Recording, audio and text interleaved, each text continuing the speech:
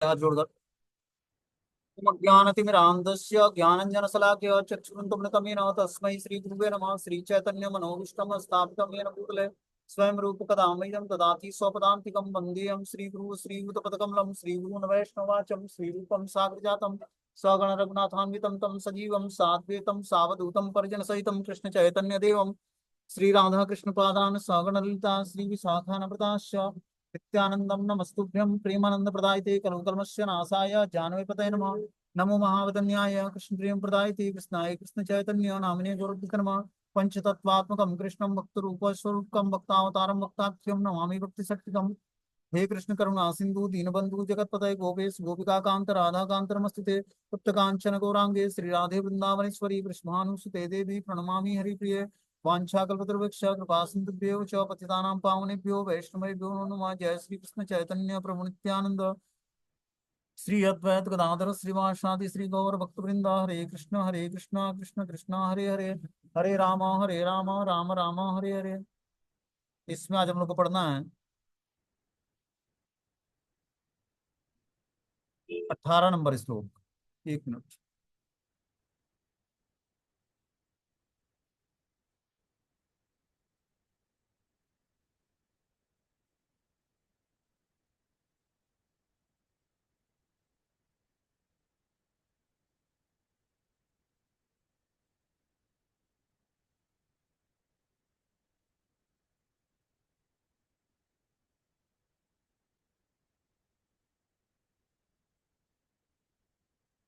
तो भगवत गीता अध्याय संख्या 13 और श्लोक संख्या 18 नंबर। टाइटल है प्रकृति पुरुष और चेतना।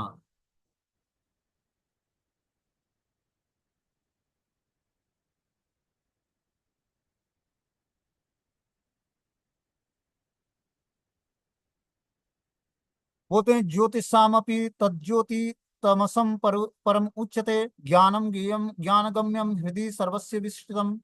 वे समस्त प्रकार प्रकाशमान वस्तुओं के प्रकाश स्रोत हैं। वे भौतिक अंधकार से परे हैं और अगोचर हैं। वे ज्ञान हैं, ज्ञेय हैं और ज्ञान के लक्ष्य हैं। वे सबके हृदय में स्थिर हैं। क्या बता रहे हैं भगवान यहाँ पर कि वे समस्त प्रकाशमान वस्तुओं के प्रकाश स्रोत। भगवान जी कृष्ण जो हैं, समस्त जो भी प्रकाशमान वस्तु में दिखती है उसके प्रकाश के स्रोत भगवान ही। जैसे सूर्य है, सूर्य को प्रकाश कहाँ से मिलता है?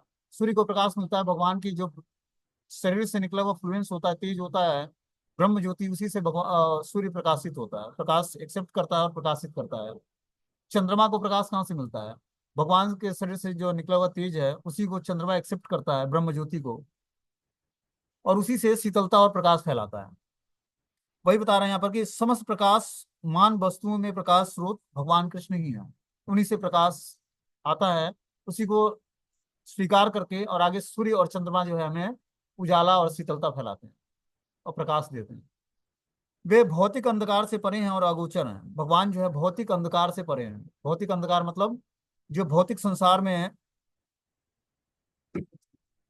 अंधकार, अंधकार मतलब जो है इग्नोरेंस, अज्ञानता। तो भौतिक संसार में दो तरह के अंधकार हैं, एक तो अज्ञानता का अंधकार है और दूसरा जो हम अंधकार देखते हैं वो अंधकार है। इन दोनों अंधकारों से भगवान परे हैं। भौतिक अंधकार में दो तरह के अंधकार आते हैं, एक तो है कि इग्नोरेंस वाला अंधकार, कि आदमी अज्ञानता में है, ये भी एक अंधकार है।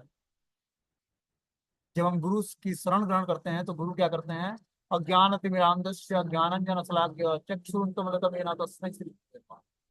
गुरुदेव हमें क्या करते हैं? अज्ञान तिमिरांधस्य, अज्ञान भरी अंधकार से हमें निकाल कर प्रकाश के मार्ग पर प्रतिष्ठित करते हैं। और क्या करते हैं? हमें ज्ञान प्रदान करते हैं, आध्यात्मिक ज्ञान प्रदान करते हैं। जब हम आध्यात्मिक ज्ञान को सुनते हैं, सीखते हैं, समझते हैं, तब जाकर हम धीरे धीरे प्रकाश के मार्ग पर चलना शुरू करते हैं। प्रकाश का मार्ग है भक्ति का मार्ग। तो हम भक्ति के मार्ग को स्वीकार करते हैं तो हम प्रकाश के मार्ग पर चलते हैं। जो भौतिक संसार में भोग की इच्छाओं को तृप्त करने के लिए अलग अलग जो हम ज्ञान प्राप्त करते हैं वो अंधकार का मार्ग है। वो आज नहीं तो कल हमें तामसिक चीजों को हमारे जीवन में ले आएगा।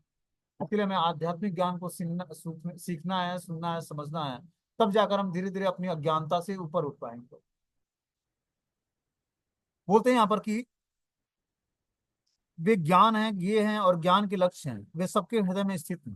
भगवान ही ज्ञान के परम लक्ष्य है। श्री कृष्ण को जानना ही वास्तविक ज्ञान है, बाकी सब अज्ञानता है। ठीक है ना? तो तात्पर्य में लिखते हैं कि परमात्मा या भगवान ही सूर्य, चंद्रमा और नक्षत्रों जैसी समस्त प्रकाशमान वस्तुओं के प्रकाश स्रोत। भगवान कृष्ण परमात्मा के रूप में है। भगवान ही सूर्य, चंद्रमा और नक्षत्रों जैसे समस्त प्रकाशमान वस्तुओं के प्रकाश स्रोत।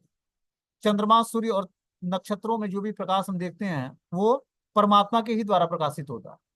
भगवान के शरीर से निकला हुआ फ्लुएंस जो होता है, तेज होता है, ब्रह्म ज्योति, उसी से सारे सूर्य, चंद्रमा और नक्षत्र चमकते हैं। वैदिक साहित्य से हमें पता चलता है कि वैकुंठ राज्य में सूर्य या चंद्रमा की आवश्यकता नहीं पड़ती है। जो वैकुंठ राज्य है उसमें सूर्य और चंद्रमा की आवश्यकता नहीं है, क्योंकि वहां पर शरीर, भगवान के शरीर से निकला हुआ तेज ही पूरे वैकुंठ लोगों को प्रकाशित करता है। क्योंकि वहां पर परमेश्वर का तेज जो होता है, भौतिक जगत पर में वह ब्रह्म ज्योति या भगवान का आध्यात्मिक तेज तेज महत्त्व अर्थात भौतिक तत्वों से ढका रहता है। अतएव इस जगत में हमें सूर्य, चंद्रमा, बिजली आदि के प्रकाश की आवश्यकता पड़ती है, लेकिन आध्यात्मिक जगत में ऐसी वस्तुओं की आवश्यकता नहीं है। आध्यात्मिक जगत में सूर्य, चंद्रमा की आवश्यकता नहीं है। वहां पर ऑटोमेटिक ही भगवान के शरीर से जो निकला हुआ तेज होता है उससे समस्त जगत प्रकाशित होता है वैकुंठ। इसी तरह जब हम धरती के नीचे 7 लोक हैं, उसमें एक सर्पों का लोक, तो सर्पों के लोक में सूर्य की आवश्यकता नहीं होती है। वहां पर सर्पों की जो मणि होती है उसी के तेज से पूरा सर्पों का जो है वो लोक जो है प्रकाशित होता है। उसी तरह वैकुंठ लोक में भगवान के शरीर से निकला हुआ तेज से पूरा वैकुंठ लोक प्रकाशित। लेकिन यहाँ पर चंद्रमा और सूर्य की आवश्यकता पड़ती है भौतिक संसार में उजाला करने। वो भी प्रकाश कहाँ से लेते हैं? सूर्य से ही लेते हैं। सॉरी, भगवान से ही, भगवान के ब्रह्म ज्योति से ही उनको प्रकाश मिलता है। वैदिक साहित्य में हम स्पष्ट कहा गया है कि भगवान के प्रकाशमान तेज से प्रत्येक वस्तु प्रकाशित हो। अतः यह स्पष्ट कहा गया कि वे भौतिक जगत में स्थिर नहीं है, वे तो आध्यात्मिक जगत में स्थित हैं, जो चिन्मय आकाश से बहुत ही दूरी पर है। भगवान भौतिक जगत में स्थिर नहीं है, भगवान अपने आध्यात्मिक जगत में स्थिर होते हैं, जो कि इस चिन्मय जगत आकाश से बहुत ही दूरी पर स्थित है। ठीक है ना? देखो, धरती के ऊपर 7 प्लेनेट हैं। सबसे ऊपर जो है सत्य लोक है, जो ब्रह्मा जी का लोक है। ब्रह्मा जी के लोक से जब हम ऊपर बढ़ते हैं तो भगवान सदाशिव का लोक है, और सदाशिव के लोक के ऊपर जो है समस्त वैकुंठ लोक है। समस्त वैकुंठ लोकों के ऊपर भगवान कृष्ण का धाम है, परम धाम गोलोक वृंदावन। ये जो वृंदावन हम देखते हैं ये भौम वृंदावन है। ठीक है ना? वास्तविक वृंदावन जो वैकुंठ प्लेनेट से ऊपर है, जहाँ भगवान नित्य ही निवास करते हैं, नित्य ही नवीन लीलाएं होती है भगवान की, वो वैकुंठ लोक जो है, वैकुंठ लोकों के ऊपर भगवान कृष्ण का लोक है, वो लोक वृंदावन धाम। वहीं हमें जाकर नित्य सेवाओं में एंगेज होना है। यहाँ जो हम सेवाएं करते हैं, जो प्रैक्टिस करते हैं, वही सेवा हमें धाम में मिलेगी, भगवान के नित्य धाम।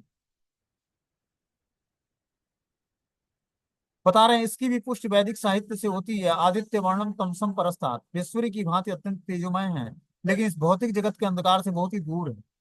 भगवान इस भौतिक जगत के अंधकार से प्रभावित नहीं होते। ठीक है ना? वो बहुत ही इस भौतिक जगत के अंधकार से भगवान बहुत ही दूर हैं। उनका ज्ञान दिव्य है। वैदिक साहित्य पुष्टि करते हैं कि ब्रह्म घनीभूत दिव्य ज्ञान है। जो वैकुंठ लोक जाने का इच्छुक है उसे परमेश्वर द्वारा ज्ञान प्रदान किया जाता है, जो प्रत्येक के हृदय में स्थित है।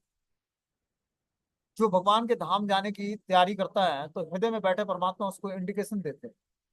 कब देते हैं? जब वो आध्यात्मिक एक्टिविटी अच्छे तरीके से करता है, तब भगवान उसको ज्ञान प्रदान करते हैं कि किस तरह तुम हमें जानकर और हमारे पास वापस आ पाओ। इसीलिए हमें क्या करना है? देखो, जब तक हमारे हृदय में परमात्मा का जागृत जागृत अवस्था प्राप्त नहीं होती है कि परमात्मा एक हमारे चैत्य गुरु हैं। 4 तरह के गुरु होते हैं।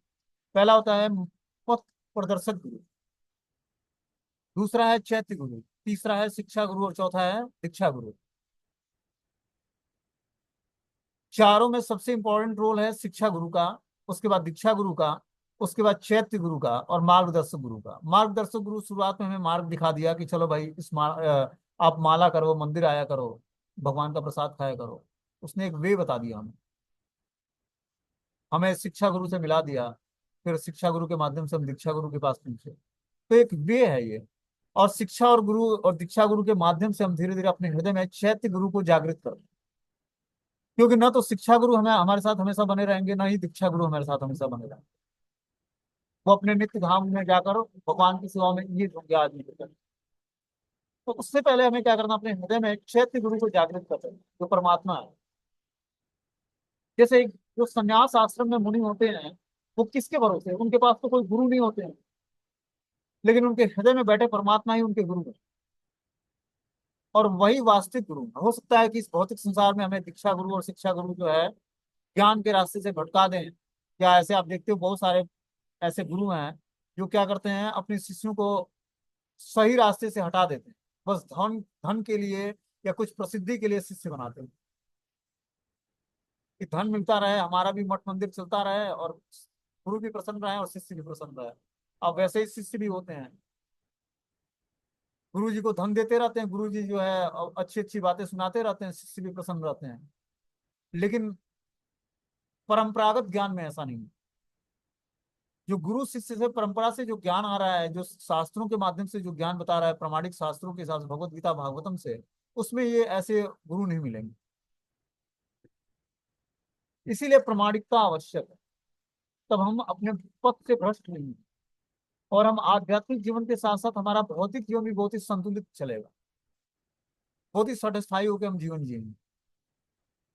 आध्यात्मिकता का ये मतलब नहीं है कि आप फटे पुराने कपड़े पहन लो, या फिर जो है अ, अर्ध वस्त्र पहन के रहो, या फिर आधा पेट खा के रहो, ऐसा नहीं।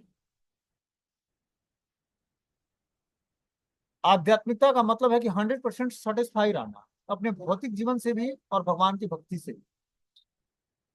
जब व्यक्ति सफिशिएंट मात्रा में भगवान के नाम का कीर्तन करता है, कथाओं का श्रवण करता है, भक्ति में शास्त्रों को पढ़ता है, तो ऑटोमेटिक उसके अंदर सेटिस्फेक्शन आएगा, और उसकी सारी आवश्यकताओं को भगवान टेक केयर करते हैं।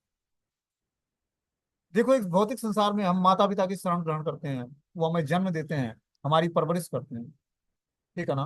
परवरिश करते हैं, अच्छे तरीके से खिलाते पिलाते हैं, प्रॉपर टेक केयर करते हैं कि कैसे हमारा बच्चा स्वस्थ रहे, क्या पहनेगा, क्या खाएगा, क्या खेलेगा, फेस्टिवल्स में कैसे ड्रेस पहनेगा, सब कुछ प्रॉपर टेक केयर करते हैं। उसी तरह कृष्ण हमारे पिता हैं, और शास्त्र हमारी माता है। शास्त्र की जब हम बातें सुनते हैं और पिता के निरीक्षण में संरक्षण में रहते हैं, तब धीरे धीरे हम हमारा पूरा जीवन जो है व्यवस्थित हो जाता है। जब हम चिंतन भगवान कृष्ण का करेंगे, राधा रानी और श्री कृष्ण के चरणों कमलों का जब हमारा चिंतन होगा, तो चिंता उनकी हो जाएगी, कि अपने बच्चे को कैसे, माता पिता क्या करते हैं, बच्चे का चिंतन करते हैं कि कैसे बच्चा हमारा स्वस्थ रहेगा, कैसे पढ़ाई लिखाई करेगा, कैसे एक जेंटलमैन बनेगा। उसी तरह कृष्ण क्या करते हैं, अपने आश्रित जीवों का प्रॉपर टेक केयर करते हैं, क्योंकि परम पुरुषोत्तम भगवान, पूर्ण पुरुषोत्तम भगवान, परम पिता है, परमात्मा है। वो हमारी सारी आवश्यकताओं को बैठे हृदय में जानते हैं कि आपकी क्या आवश्यकता है, लेकिन आपके हिसाब से आपकी आवश्यकता नहीं पूरी करेंगे। आवश्यकता वो अपनी हिसाब से आपकी आवश्यकता पूरी करेंगे, क्योंकि उसी में आपका कल्याण और मंगल है। आपके हिसाब से आपकी आवश्यकताएं पूरी करेंगे, तो आप हो सकता है भगवान की भक्ति से विमुक्त हो जाओ।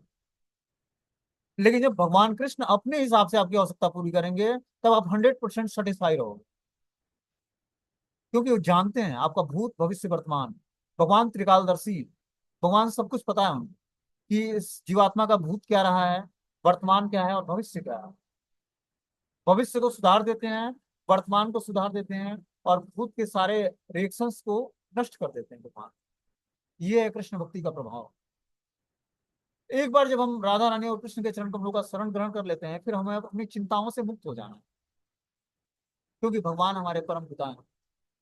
वो हर एक जीवात्माओं का प्रॉपर टेक केयर करते हैं। इस भौतिक संसार में माता पिता हो सकता है कि 2 साल 5 साल 10 साल टेक केयर करें, लेकिन हृदय में बैठे परमात्मा और भगवान कृष्ण जी से हम इष्ट आराध्य मानकर भगवान की भक्ति करते हैं, वो हमारे पूरे जीवन का ठेका ले रखता है।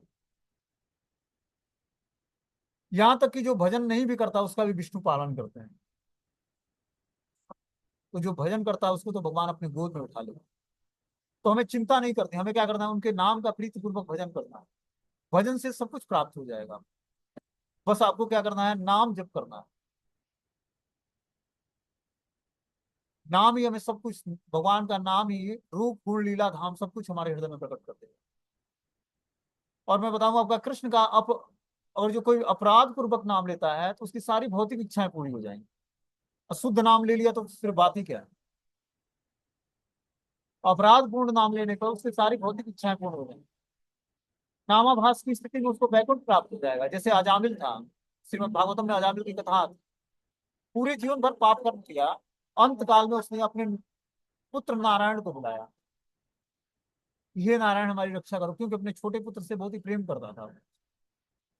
और जब व्यक्ति जब प्रेम करता है, जब संकट में होता है, तो उसी को पुकारता है। उसने बोला, हे नारायण हमें बचा लो।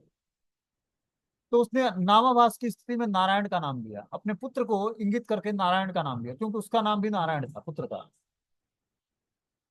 जब नारायण का नाम लिया तो पहले यमदूत आए थे उसके प्राण को निकालने के लिए, लेकिन बैकुंठ के पार्षद तीनों आ गए और नंद जो है विष्णुदूत यमदूतों से बातचीत करते हैं कि इसने अंत काल में भगवान हमारे प्रभु का नाम लिया, हरि का नाम लिया, नारायण का नाम लिया, इसलिए हमारे साथ जाएगा। और क्या होता है, विष्णु पार्षद उन पर कृपा करते हैं, और फिर जाकर अयामिल अपने पूर्व जन्म से इसी जीवन के पाप कर्मों से छुटकारा प्राप्त करने के लिए वो हरिद्वार में जाकर भजन करता है। विष्णु दूत उसको महामंत्र प्रदान करते हैं, ये हरे कृष्ण महामंत्र, और फिर जाकर भगवान के हरिद्वार जाकर वहां पर अजामिल घाट है, वहां पर वो विष्णु मंत्र का उच्चारण करता है, और फिर जीवन के अंत में भगवान विष्णु के नाम को प्राप्त करे।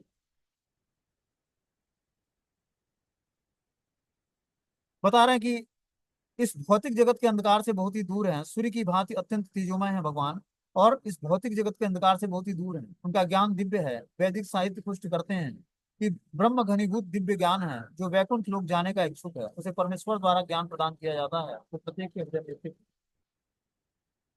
देखो, भगवान सबके हृदय में विराजमान है, चैत्य गुरु के रूप। हर जीवात्मा को भगवान इंडिकेट करते हैं कि तुम ये काम गलत कर रहे हो और ये काम सही कर रहे हो। लेकिन जब तक आपके पास आध्यात्मिक शक्ति और आध्यात्मिक स्वीकृति नहीं होगी, तब तक आप उस ज्ञान को स्वीकार नहीं कर पाओगे। स्वीकार करोगे भी, लेकिन उसको अपने जीवन में ऑपरेट नहीं कर पाओगे, लागू नहीं कर पाओगे, क्योंकि आपके पास आध्यात्मिक शक्ति नहीं है। आध्यात्मिक शक्ति जब हम श्रवणम और कीर्तनम सफिशिएंट मात्रा में करते हैं, तब जाकर हमें आध्यात्मिक शक्ति मिलती है। और जब आध्यात्मिक शक्ति मिलती है, तब हम हृदय में बैठा परमात्मा जो चैत्य गुरु है हमारे, उनकी बातों को सुनकर हम अपने जीवन में उस ज्ञान को धारण कर पाते हैं, और हमारे समस्त पाप कर्मों को नष्ट कर देते हैं। वो हमारे सब भूत भविष्य वर्तमान सब कुछ जानने वाले हैं। इसीलिए हृदय में बैठे परमात्मा ही हम समस्त जीवात्माओं के वास्तविक गुरु हैं। उसी गुरु को हमें क्या करना है, इंडिकेशन को समझना है बस। आप जब उस ज्ञान को समझने लगोगे जो हृदय में बैठे परमात्मा है, तो धीरे धीरे हमारा सब कुछ, भगवान क्या बता रहे हैं यहाँ पर, शुरुआत में ही बताया है कि वैकुंठ राज्य में प्रवेश करने के लिए परमात्मा ही उसको क्या करते हैं, वास्तविक निर्देश देते हैं। भगवान के धाम में प्रवेश करने के लिए परमात्मा ही आपको वास्तविक निर्देशन देते हैं। कई बार हम देखते हैं स्टोरियों में जो है, आप वैष्णव चरित्रों में देखोगे कि शिष्य गुरु को धाम ले जाने के योग्य बन गया। गुरु इतने क्वालिफाई नहीं है कि वो अपने प्रयास से धाम जा सके हैं, लेकिन शिष्य के कारण गुरु को धाम की प्राप्ति हो गई। ऐसा क्यों हुआ? भक्ति की प्रगाढ़ता के कारण। भक्ति ये नहीं देखती कि आप गुरु हो या शिष्य हो। भक्ति तो आप आपके प्रीति पूर्वक भजन और भगवान से प्रेम करने के नेचर पर डिपेंड करता है। एक रघुनंदन ठाकुर थे, हमने स्टोरी सुनाई थी। रघुनंदन ठाकुर जो है बचपन में अपने पिता के साथ रहते थे। तो पिताजी रोज राधा गोपाल को भोग लगाते थे, ठीक है ना, और रेगुलर उनकी सेवा करते थे। नित्य अष्टांग सेवा उनके वहां होती थी। लेकिन एक बार रघुनंदन ठाकुर के पिताजी को जो है कहीं जाना पड़ा उत्सव में। तो उन्होंने बोला, हे रघुनंदन, मैं लड्डू बना के रख जाता हूँ, तो क्या करना, भोग लगाते रहना है। तो रघुनंदन ने बोला, ठीक है पिताजी, आप जाइए, मैं भोग लगा दूंगा भगवान को। और पिताजी उनके चले गए। अब रघुनंदन ठाकुर ने क्या किया, लड्डू को भोग लगाया। अब देखा भगवान तो खा ही नहीं रहे हैं। इतना मंत्र पड़ा, घंटी बजाया, भगवान तो खा नहीं रहे हैं लड्डू। तो बच्चा था, जिद ठान लिया, भाई आप अगर जो खाओगे नहीं तो मैं भी आज प्रसाद नहीं ग्रहण करूंगा, मैं सोऊंगा नहीं, मैं रोता रहूंगा। भगवान ने बोला, भाई ये तो बच्चा है और जिद्दी है, मुझे खाना ही पड़ेगा। भगवान लड्डू उठाते हैं और खाने लगते। सारा लड्डू खा जाता है। अब भक्त के लिए कुछ बचता नहीं है। दूसरे टाइम भी लड्डू ले आता है, भोग लगाता है। दूसरे टाइम भी इसी तरह करता है। भगवान सारा लड्डू खा जाते हैं, बच्चे के जिद के कारण, क्योंकि बच्चे का हृदय सॉफ्ट होता है। पिताजी आए, बोले, बेटा जो प्रसाद भोग लगाया है थोड़ा सा ले, मुझे खाना है। तो रघुनंदन ठाकुर जो भगवान चैतन्य महाप्रभु के पार्षद हैं, बोले, पिताजी वो तो लड्डू ने गोपाल ने खा लिया। तो गोपाल ने लड्डू खा लिया तो कैसे खा लिया? हम मैं तो रोज ही भोग लगाता हूँ, भगवान तो खाते तो है नहीं, वो तो प्रेम पूर्वक श्रद्धा एक्सेप्ट कर लेते हैं और प्रसाद बनाकर हमें भोजन ऐसी चीज वापस कर देते हैं। तो कैसे तुम्हारे हाथ से आज भगवान ने लड्डू खा लिया? उनको पिता को विश्वास नहीं हुआ। जब पिता को विश्वास नहीं हुआ तो क्या हुआ? पिताजी के सामने बोला कि तू मेरे सामने भोग लगा भगवान को, मैं छिप कर देखता हूँ। और जैसे ही बच्चा भोग लगाता है वैसे ही भगवान लड्डू उठाते हैं, हाथ से खाने खाना शुरू करते हैं। वैसे ही रघुनंदन ठाकुर के पिताजी हाथ पकड़ लेते हैं कि इतना दिन से मैं भोग लगा रहा हूँ, तुम तो खाते नहीं हो। आज मेरा बेटा भोग लगा, आपने सारा लड्डू खा लिया और उसके खाने के लिए कुछ भी नहीं छोड़ा। तो ये है भगवान का भक्तों से प्रेम। जब तक हमारे हृदय में भगवान के लिए शुद्ध प्रेम जागृत नहीं होगा तब तक हम भगवान को 56 भोग भी लगाएंगे तो भगवान स्वीकार नहीं करेंगे। भगवान श्रद्धा के भूखे होते हैं, श्रद्धा और भाव ही हमारे भगवान को हमारे साथ जोड़े रखता है और उनसे हमारा आदान प्रदान होता है। हमने क्या बताया? श्रद्धा शब्द विश्वास के लिए सुदृढ़ निश्चय। श्रद्धा ही हमारे विश्वास को दृढ़ करती है और दृढ़ विश्वास होने के बाद ही हमारी श्रद्धा बढ़ जाता है, क्या बोलती है, दृढ़ निश्चय बढ़ जाता है। बोलते हैं प्रत्येक हृदय में परम नियंता के रूप में स्थित हैं, परमेश्वर के हाथ पैर सर्वत्र फैले हुए हैं, लेकिन जीवात्मा के विषय में ऐसा नहीं कहा जा सकता है। अतः मानना ही पड़ेगा कि कार्य क्षेत्र को जानने वाले दो ज्ञाता हैं, एक जीवात्मा और दूसरा परमात्मा। कार्य क्षेत्र मतलब ये शरीर कार्य क्षेत्र है, इसको क्षेत्रज्ञ बोलते हैं। हमने शुरुआत में इस अध्याय में क्षेत्र और क्षेत्रज्ञ का वर्णन किया है। क्षेत्रज्ञ ये हमारा शरीर है, इसमें परमात्मा और जीवात्मा दो तरह की कार्य क्षेत्र के दो ज्ञाता हैं जानने वाले, परमात्मा भी और जीवात्मा। जीवात्मा मतलब आत्मा। दो ये कार्य क्षेत्र को जानते हैं। पहले के हाथ पैर केवल किसी एक स्थान तक सीमित रहते हैं, किंतु जबकि कृष्ण के हाथ पैर सर्वत्र फैले हुए। आत्मा के हाथ पैर जो हैं शरीर तक ही सीमित है, लेकिन परमात्मा जो भगवान श्री कृष्ण है, परमात्मा के रूप में निवास करते हैं, वो एक साथ समस्त शरीरों में एक साथ निवास करते हैं भगवान। वो सर्वत्र ही फैले हुए हैं। बोलते हैं कि परमेश्वर या परमात्मा समस्त जीवों का स्वामी या प्रभु है, अतएव वह उनका उन सबका चरण आश्रय है। अतएव इस बात से मना नहीं किया जा सकता कि परमात्मा तथा जीवात्मा सदैव भिन्न होते हैं। क्या बता रहे हैं कि अतएव इस बात से मना नहीं किया जा सकता कि परमात्मा तथा जीवात्मा सदैव भिन्न होते हैं। परमात्मा और जीवात्मा में कोई डिफरेंस नहीं है, अंशतः। मतलब परमात्मा का अंश मात्र जीवात्मा है, भगवान का ही अंश है जीवात्मा। जो हर जीवात्मा मतलब आत्मा जो शरीर में है वो भगवान का ही अंश है। जब तक आत्मा शरीर में रहता है तब तक आत्मा एक्टिव रहता है, भगवान का अंश होने के कारण। और जैसे ही आत्मा शरीर से निकलता है वैसे ही शरीर जो है डेड पड़ जाता है और सड़ना शुरू हो जाता है। तो किसका अंश है? परमात्मा का ही अंश है आत्मा। देखो एक अग्रभाग के बाल के अग्रभाग के 10,000वें हिस्से के बराबर आत्मा का साइज है। बाल के जो सर पे बाल होता है, हमारे सर पे तो नहीं है, लेकिन सर के जो अग्रभाग, जो बाल का अग्रभाग होता है उसके 10,000वें हिस्से के बराबर होता है। अब सोचो कितना छोटा वो आत्मा का स्वरूप है, और इतने बड़े शरीर में वो चेतना जागृत कर देता है, एक्टिव कर देता है। श्वास लेना है, कार्य करना है, सोचना विचारना, सब कुछ प्रॉपर एक सिस्टमेटिक वे दे देता है शरीर को। तो ये है भगवान का अंश मात्र है बस, जिससे पूरा शरीर एक्टिव हो जाता है।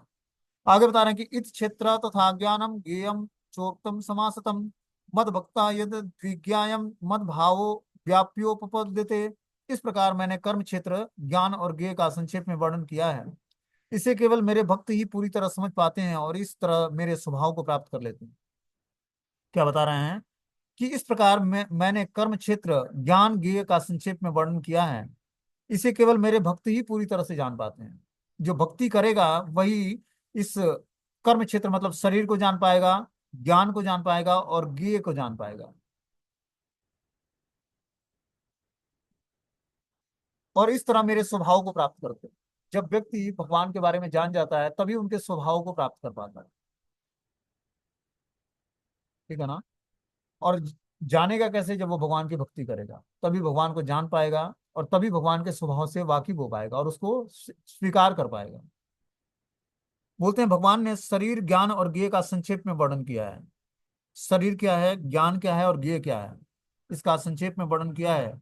ये तीन वस्तुओं का, यह ज्ञान तीन वस्तुओं का है, ज्ञान ज्ञेय और जानने की विधि। ये तीनों मिलकर विज्ञान कहलाते हैं। पूर्ण ज्ञान भगवान के अनंत भक्तों द्वारा प्रत्यक्षतः समझा जा सकता है, अन्य इसे समझ पाने में असमर्थ हैं। क्या बोलते हैं? ज्ञान, ज्ञेय तथा जानने की विधि, ये तीनों मिलकर विज्ञान कहलाते हैं। कि ज्ञाता कौन है, ज्ञेय कौन है, और जानने की विधि क्या है।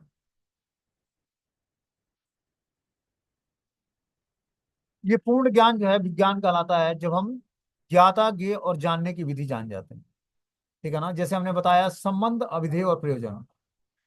जब हम कृष्ण से अपने संबंध को जान जाते हैं तो अविधेय, अविधेय मतलब रास्ता क्या है उसका, वो हमें भगवत गीता से प्राप्त होता है।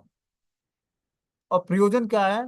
प्रयोजन है भगवत प्रेम करना, है भगवान से प्रेम हो जाना, भगवान के धाम चले जाना। कृष्ण भक्तों का अल्टीमेटली गोल क्या है? कि भगवान की लविंग डिवोशनल सर्विस को प्राप्त कर लेना।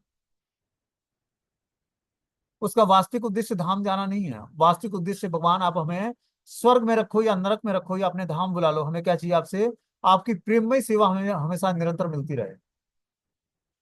हम निरंतर आपके नाम का गुणगान करते रहो, कथाओं का श्रवण करते हैं। वैकुंठ में जाकर कोई अलग कार्य नहीं करता, वहां भी जाकर भगवान का गुणगान ही करता। तो जिस घर में भजन कीर्तन होता है रेगुलर बेसिस, ठीक है ना, वही घर वैकुंठ। वैकुंठ मतलब जहाँ पे कुंठा नहीं है। मात्र सबका उद्देश्य क्या है? भगवान कृष्ण का भजन करना, भगवान कृष्ण की प्रसन्नता के लिए हर कार्य करना। वही घर वैकुंठ है। वैकुंठ कोई अलग वो नहीं है कि कोई बहुत कोई क्या बोलते हैं कि बहुत ही आनंदमय आनंदमय जगत है। लेकिन आप चाहो तो अपने घर को भी वैकुंठ बना सकते हो। क्या करना पड़ेगा? सबों को मिलकर भगवान कृष्ण के नाम का कीर्तन करना होगा, मिलकर प्रसाद खाना होगा, मिलकर कथाओं का श्रवण करना होगा। तब जाकर हमारा घर ही वैकुंठ बन जाएगा। ठीक है ना? तो हमें अपने घर को ही पहले वैकुंठ बनाना है। वो कैसे बनेगा? जब हम निरंतर बेसिस भगवान के नाम, गुण, रूप, लीलाओं का श्रवण कीर्तन करेंगे, सभी लोग मिलकर भगवान की सेवा करेंगे, सभी लोग मिलकर नाम जप करेंगे, सभी लोग मिलकर भगवान के लिए सेवाएं करेंगे, उत्सव को साथ में सभी लोग सेलिब्रेट करेंगे। मंदिर में क्या है? मंदिर मतलब एसोसिएशन ऑफ डिवोटीज। और जो मंदिर में भक्त नहीं है तो भगवान का इंपॉर्टेंस ही नहीं है। तो एसोसिएशन ऑफ डिवोटी हम चाहे तो घर में भी कर सकते हैं, भक्तों का संग हम घर में भी कर सकते हैं। अगर जो हमारे घर के सारे सदस्य, मान लो हस्बैंड वाइफ और दो बच्चे हों, तो चारों मिलकर भगवान के नाम का कीर्तन करते हैं तो घर ही वैकुंठ हो जाएगा। घर में एक छोटा सा मंदिर हो, श्री विग्रह स्थापित हो, सुबह शाम धूप दीप आरती से भगवान की आरती होती हो, कीर्तन होता हो, प्रसाद सभी लोग मिलकर बनाते हो, कुकिंग करते हो और सब लोग मिलकर प्रसाद खाते हो, फिर गीता भागवतम की चर्चाएं होती हैं। क्या वो घर होगा? सोचो कि घर के सारे सदस्यों का एक ही मात्र उद्देश्य है कि ठाकुर जी की सेवा करना और उन्हीं को प्रसन्न करना। तो ऐसा वातावरण हर एक गृहस्थ को अपने घर में करना चाहिए कि घर का वातावरण बहुत ही सात्विक हो, प्योर हो। कोई बाहर से फ्रस्ट्रेट होके भी आता हो, घर में आते ही पीसफुल हो जाए, शांत हो जाए। ये तभी होगा जब हम अपने घर को, पहले हम अपने को भक्त बनाएंगे। हम दूसरे को भक्त बनाने के चक्कर में खुद भक्त बनते नहीं है, और वो तो भक्त बनेगा ही नहीं, क्योंकि हम भक्त नहीं है। तो हमारे कहने से वो भक्त कैसे बनेगा? भक्ति कराने के लिए पहले आपको भक्त बनना पड़ेगा। आप अपने आचरण से, व्यवहार से जब भक्तों जैसा आचरण प्रस्तुत करोगे तब अगला व्यक्ति भक्त बनेगा। अभी अपना ही आचरण पवित्र नहीं है, अपने ही हम भक्त बने नहीं, और हम चाहते हैं कि पूरा परिवार भक्त बन जाए। हम माला जपना शुरू नहीं किए और सोचते हैं कि पूरा परिवार भक्त बन जाए। कैसे भक्त बनेगा? पहले हमें भक्त बनना पड़ेगा। भक्त बन के दिखाना पड़ेगा कि देख कितना मैं फंसा हुआ जीवात्मा और कितना दुर्गति भोग रहा था इस भौतिक संसार में। लेकिन जब से हमने राधा रानी और कृष्ण के चरण कमलों का शरण ग्रहण किया है, तब से आनंदमय जीवन हो। जब बिंदास रहोगे भक्ति करके तभी लोग आपको स्वीकार करेंगे। पता लगे फ्रस्ट्रेट हो, माला भी कर रहे हो, फ्रस्ट्रेट हो, तो आपको कौन स्वीकार करेगा? राम और कृष्ण का नाम इतना मधुर है, इतना मंगलकारी है कि जो भी बसता है, क्या होता है उसको? आनंदम बुद्धिवर्धनम प्रतिपदम पूर्णामृत आस्वादनम सर्वात्मनम परम विजयते श्री कृष्ण संकीर्तन। हर एक पग पर आनंद और ज्ञान की वृद्धि होती है और अमृत रूपी रस का आस्वादन होता है। ऐसा है कृष्ण का नाम। इसको हम सभी लोग लेते हैं। अभी क्या है, अविद्या की बीमारी है अपने जीवा में, इसलिए कृष्ण का नाम मधुर नहीं लगता है। जैसे जैसे ये अविद्या की बीमारी खत्म होगी, तो ये कृष्ण नाम जो है बहुत ही मीठा लगेगा, मिश्री के समान मीठा है ये, अमृत है। लेकिन अभी अविद्या की बीमारी है, रूप गोस्वामी बताते हैं भक्ति रसामृत सिंधु में, कि जब तक अविद्या रूपी बीमारी हमारे जीवा से नष्ट नहीं होगी, तब तक इस नाम का हम अमृत रस का आस्वादन नहीं कर पाएंगे। तो अपने जीवा से हमें इस अमृत रस का आस्वादन करना है, तो अविद्या रूपी बीमारी को हमें हटाना पड़ेगा। अविद्या रूपी बीमारी तभी हटेगी जब हम निरंतर नाम भजेंगे और जीवा से किसी का प्रजल, किसी की निंदा चुगली नहीं करेंगे, कृष्ण प्रसाद का आस्वादन करेंगे, हरि नाम का जप करेंगे, निंदा चुगली से दूर रहेंगे। तब ये धीरे धीरे जो है हमारे हृदय में जो है स्फुरणा जागृत होगी भगवान के नाम रूप गुण लीलाओं के प्रति, और फिर जो है अविद्या की बीमारी नष्ट हो जाएगी, इग्नोरेंस खत्म हो जाएगी। आगे बता रहे हैं इसमें कि जो ही हम अपनी सारी चेतना कृष्ण के कार्यों में स्थानांतरित कर देते हैं, और इसका ज्ञान तथा ज्ञान के विकास का अर्थ है अपने आप को कृष्ण भावनामृत में समझना। हम भौतिक चेतना द्वारा संचालित होते हैं, लेकिन जो ही हम अपनी सारी चेतना कृष्ण के कार्यों में स्थानांतरित कर देते हैं, तो इसका अनुभव करते हैं कि कृष्ण ही सब कुछ है, और जो हम वास्तविक ज्ञान प्राप्त कर सकते हैं। दूसरे शब्दों में ज्ञान तो भक्ति का पूर्णता समझने के लिए प्रारंभिक अवस्था है। जो हम ज्ञान सीखते हैं, ये प्रारंभिक अवस्था है। ये कृष्ण को जानने के लिए वास्तविक प्रारंभिक अवस्था है। जब हमारा ज्ञान पूर्ण रूप में परिपक्व अवस्था में आ जाएगा, तो वही प्रेम में बदल जाएगा। ज्ञान और वैराग्य, ज्ञान हमारे अंदर वैराग्य उत्पन्न करता है भौतिक चीजों से, और जब ज्ञान और वैराग्य परिपक्व अवस्था में आते हैं, वही जो है प्रेम में कन्वर्ट हो जाता है, भगवान के प्रेम में। अब ज्ञान और कर्म जो है नष्ट हो जाते हैं, क्योंकि उसने नया रूप धारण कर लिया प्रेम। देखो, हर एक जीवात्मा की टेंडेंसी है, नेचर है प्रेम करने का। वो या तो भौतिक संसार में भौतिक व्यक्ति वस्तु स्थान से प्रेम करेगा, या आध्यात्मिक जगत में भगवान से प्रेम करना सीख जाएगा। तो डिपेंड हम पे करता है। हम भक्ति करके भगवान से प्रेम करना सीख जाएंगे, तो भौतिक चीजों से हम लिप्त नहीं होंगे, भौतिक चीज से हमें राग उत्पन्न नहीं होता। बता रहे हैं कि इस प्रकार तीन बातों का वर्णन है, कार्य क्षेत्र जिसको शरीर बोलते हैं, जानने की विधि, और आत्मा और परमात्मा। यहाँ इसका विशेष उल्लेख है कि भगवान के अनन्य भक्त की इन तीन बातों को ठीक से समझ सकते हैं। अतएव ऐसे भक्तों के लिए भगवत गीता अत्यंत लाभप्रद है। वे ही परम लक्ष्य हैं, अर्थात परमेश्वर कृष्ण के स्वभाव को प्राप्त कर सकते हैं। दूसरे शब्दों में, केवल भक्त ही भगवत गीता को समझ सकते हैं और वांछित फल को प्राप्त कर सकते हैं, अन्य लोग नहीं।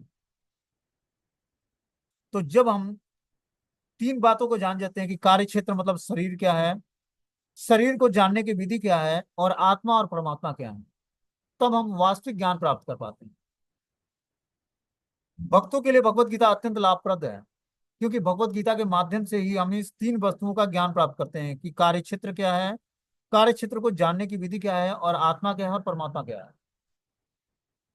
और इस तरह से हम अपने जीवन के परम लक्ष्य भगवान कृष्ण के स्वभाव को जान पाते हैं, और उसको प्राप्त करने की इच्छा जागृत कर पाते हैं।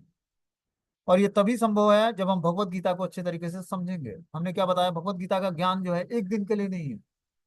भगवत गीता का ज्ञान, जो भगवत गीता में 700 श्लोक हैं, ये धीरे धीरे हमारे प्रैक्टिस पर डिपेंड करता है कि हम आध्यात्मिक जीवन में कितनी मात्रा में ग्रोथ करते हैं, उतनी मात्रा में ये ज्ञान हमारे हृदय में प्रकट होगा। ये सारे श्लोक एक एक करके हमारे हृदय में प्रकट होंगे, और 700 श्लोकों का हमारे जीवन में प्रैक्टिकली रियलाइजेशन दिखेगा। जैसे जैसे हम आध्यात्मिक जीवन में ग्रोथ करेंगे, वैसे वैसे एक एक अध्याय और एक एक श्लोक हमारे जीवन में प्रैक्टिकली अनुभव होगा। कि ये बात हमने क्लास में उस समय सुनी थी, जब मैं 2024 में क्लास में सुन रही थी या सुन रहा था, और ये पता लगा कि 2028 में या 29 में हमारे हृदय में प्रकट हुआ, क्योंकि हमने आध्यात्मिक ज्ञान सीख कर उस श्लोक को अब धारण करने का चांस है। जैसे भगवान ने बोला, सर्वधर्मान परित्यज्य मामेकम शरणम व्रज, सभी धर्मों का परित्याग करके और मात्र मेरी शरण ग्रहण करो। लेकिन सभी धर्मों का परित्याग करना इतना आसान नहीं है कि हम माता का धर्म, पिता का धर्म, दोस्त भाई बंधु का धर्म छोड़कर भगवान की शरण ग्रहण करो। अभी हम सबको साथ लेकर भगवान की भक्ति करने का प्रयास कर रहे हैं, लेकिन ऐसा स्थिति आएगा